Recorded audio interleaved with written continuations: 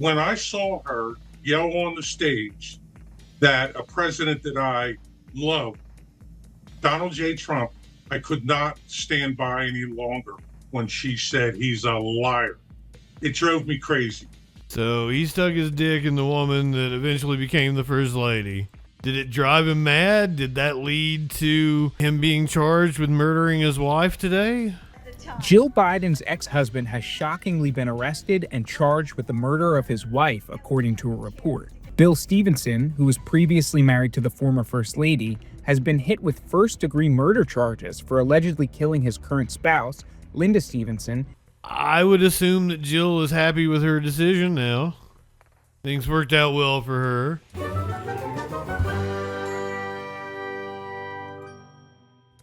But let me tell you something else. When I saw her yell on the stage that a president that I love, Donald J. Trump, I could not stand by any longer when she said he's a liar. It drove me crazy. He is a liar. I can't stand it anymore. Maybe I am taking the gloves off. I don't know. But Greg, it's unfair. Come on, But man. let me tell you something else. When I saw her yell on the stage that a president that I love, Donald J. Trump, I could not stand by any longer when she said he's a liar. It drove me crazy. I can't stand it anymore. Maybe I am taking the gloves off. I don't. So he stuck his dick in the woman that eventually became the first lady before she was first lady. Did it drive him mad? Did that lead to him being charged with murdering his wife today? Jill Biden's ex-husband has shockingly been arrested and charged with the murder of his wife, according to a report. Bill Stevenson, who was previously married to the former First Lady, has been hit with first-degree murder charges for allegedly killing his current spouse, Linda Stevenson, at their home in late December welcome in. 2005, Fox 29 reported. Cops responded to a domestic dispute call made by Bill on December 28th and found Linda unresponsive on the floor. She was declared dead at the scene, but the cause hasn't been released yet. The 77-year-old husband is being held on $500,000 bail. His arrest came after a weeks-long investigation.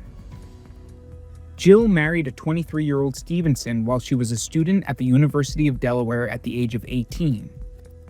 Stevenson went on to establish a college bar called the Stone Balloon near the University of Delaware. According to its website, The Stone likes Balloon. of Bruce Springsteen, Dave Matthews, and the Allman Brothers Band played for crowds at the venue for decades. Jill and Bill were only married for 5 years and divorced in May of 1975, shortly after Jill had met then Delaware Senator Joe Biden in March of that same year. Stevenson has accused Jill of having an affair with the one-term Democratic president prior to their divorce. However, Joe and Jill claimed they first met after they were set up on a date in 1975 after Joe became a widower and Jill was already separated from Stevenson. Jill and Joe Biden married 2 years later in June of 1977.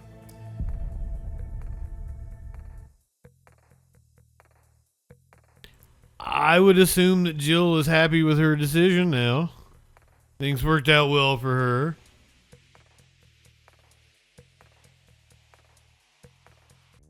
The next couple of stories are going to make you laugh your heads off.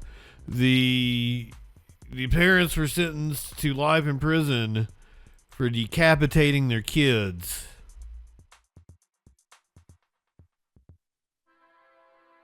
This is a gruesome story, too. Lancaster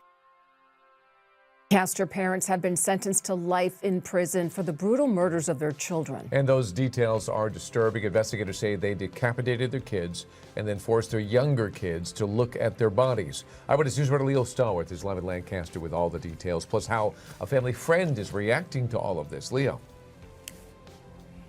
Well, I'm shaking my head because just hearing you God damn, that is brutal. talk about what happened here, the level of evil surrounding this particular story, in my humble opinion, would even make Satan shiver.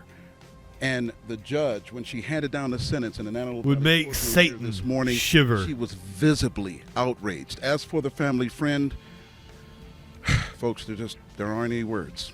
There are no words. You have no words to wrap your arms around It's this ineffable. horror. I don't think anyone does. How? How do you put into words that 2 children were beheaded?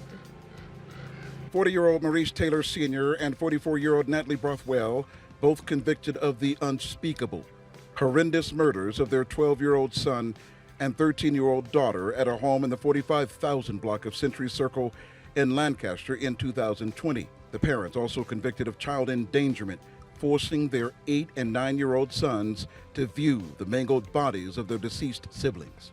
As the judge handed down the sentence to both parents, life behind bars, no parole, she basically told them what.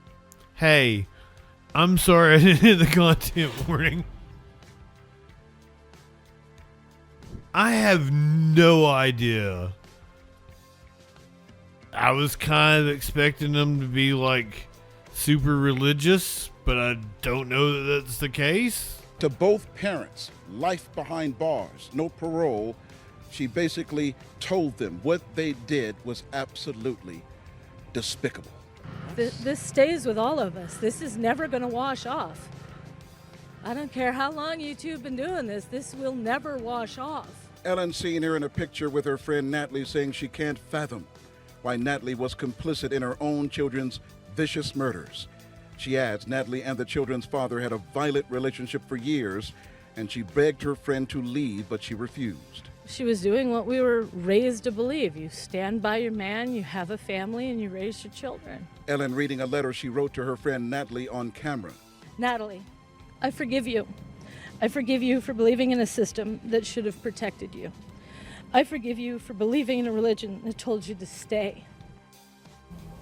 See, there was some And the religion judge involved. in the courtroom allowed the mother to say a few words in court before handing down her sentence, and the mother basically looked at the judge in tears and said, "I miss my children, I love my children." The judge did not flinch and handed down the harshest I penalty don't think she you could do love your under children. the law. Live in Lancaster, Leo Starr with ABC 7 Eyewitness News. I don't think you can decapitate children if you love them.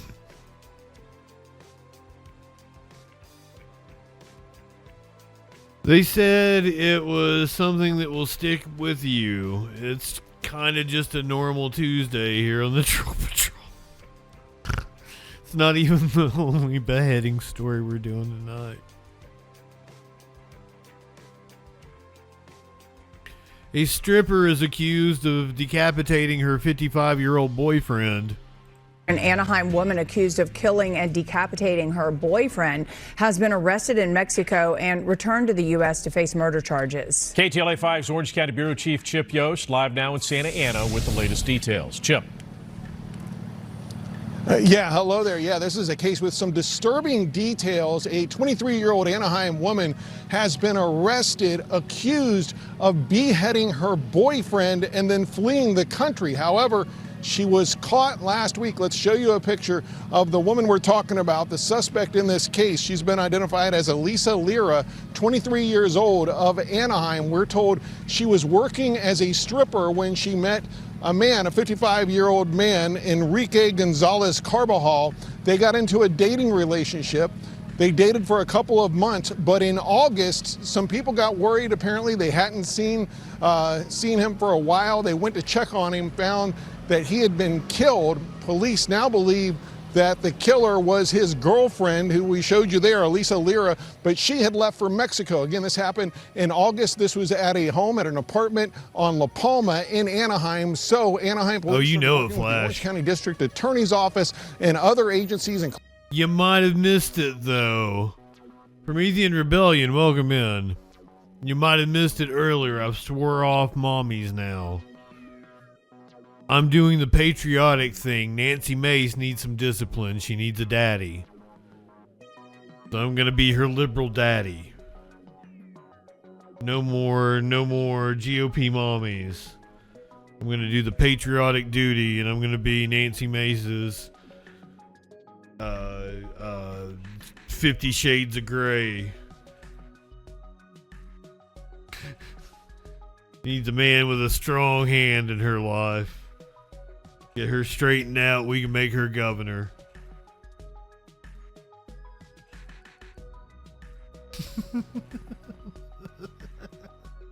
I'm sorry. I apologize. Including the FBI to locate the suspect. Oh, I forgot. I didn't do the content warning for this one. A liberal daddy with a fatty. They found her recently in Mexico. They believe she fled there right after the killing. She was brought back last week and now will face charges of allegedly killing her boyfriend and beheading him in the process, cutting off his head during the murder. We'll have more on this. We just spoke to a spokesperson here at the Orange County District Attorney's Office about this case. We'll have more on that coming up next hour. But this woman now in custody, accused of killing her boyfriend. That's it for now in Santa Ana. I'm Chip Yost. We'll send it back to you. All right. Thank you, Chip. I like how nonchalant he was about it. This woman accused of decapitating her boyfriend. Well, that's it from here. Like one it and hit one back on one more click before we hit the set an alert when that shit goes live, so she fucking support and hit subscribe. Light one up and take a hit. He does no harm, but it takes no shit. He's the last one standing when the ship is sinking. Let's take another rip for JustinFREAKIN. Light one up, tip one back. I'm JustinFREAKIN. Not high enough for this shit.